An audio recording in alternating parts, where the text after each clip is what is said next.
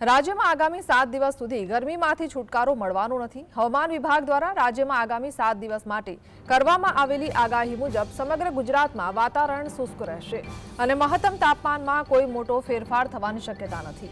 હાલ રાજ્યમાં પશ્ચિમ દિશા તરફથી પવનો ફૂંકાઈ રહ્યા છે, જેના કારણે ગરમીનો પ્રકોપ યથાવત રહેશે। તાજેતરના આંકડા મુજબ રાજકોટ 43 ડિગ્રી તાપમાન સાથે રાજ્યનું સૌથી ગરમ શહેર નોંધાયું છે, જ્યારે અમદાવાદમાં 42.6 ડિગ્રી અને ગાંધીનગરમાં 42.2 ડિગ્રી તાપમાન નોંધાયું છે। દાદરા નગર હવેલીમાં પણ પારો 40 ડિગ્રીએ પહોંચ્યો છે। અમદાવાદમાં આજે પણ તાપમાન 42 ડિગ્રીની આસપાસ રહેવાની સંભાવના છે। એકંદરે આગામી દિવસોમાં પણ લોકોને કાળઝાળ ગરમીનો સામનો કરવો પડશે, કારણ કે પારો ઊંચો રહેવાની સાથે આકાશ ચોખ્ખું અને હવામાન સૂકું રહેવાનું અનુમાન છે।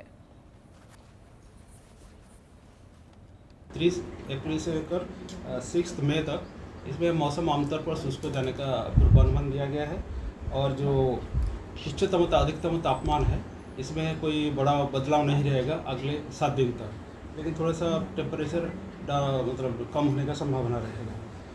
जो हमारा गुजरात राज्य और यूनियन टेरिटरी दादरा नगर हवेली में जो तापमान है ये 40 डिग्री के ऊपर रहने का संभावना रहेगा अगले 5 दिन तक।